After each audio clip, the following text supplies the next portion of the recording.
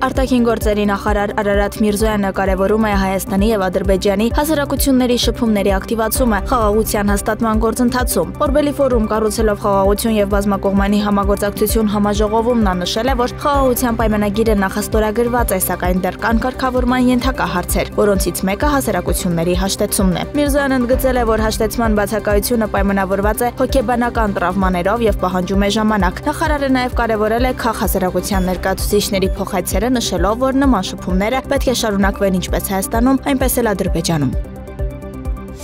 Գեղարքունիքի Ծափաթաղ գյուղում սպանված 3-ամյա Տիգրանի քույրն ու 3 եղբայրները ժամանակավորապես տեղափոխվել են Հայ օգնության ֆոնդի երեխաների պաշտպանության կենտրոն։ Որոշումը կայացվել է Ճամբարակի համայնքապետարանի խնամակալության հանձնաժողովի կողմից։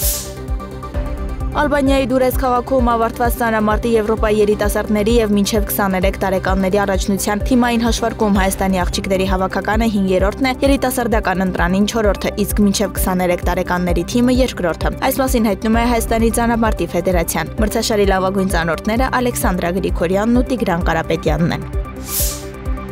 Ռուսաստանի Դաշնության նախագահ Վլադիմիր Պուտինը հայտարարել է միջուկային շարժիչով թևավոր հրթիռների հաջորդ սերնդի մշակման մեկնարկի մասին։ Դրանց արագությունը կգերազանցի ձայնի արագությանն ավելի քան 3 անգամ։ Նման էներգետիկ կայանքների հիման վրա արդեն ստեղծվում է սպառազինության տեսակների նոր սերունդ, ավելին սկսվել է միջուկային շարժիչով թևավոր հրթիռների հաջորդ սերնդի մշակումը։ Դրանց արագությունը ձայնի արագությունը կգերազանցի ավելի քան 3 անգամ, իսկ հեռանկարում դրանք կդառնան հիպերձայնային։ Մենք վերջերս դա քննարկել ենք այս դահլիճում գտնվող մի քանի գործընկերների հետ, ասել է Պուտինը Բուրևեստնիկ եւ Պոսեյդոն հրթիռները մշակողների պարգևատրման արարողության ժամանակ։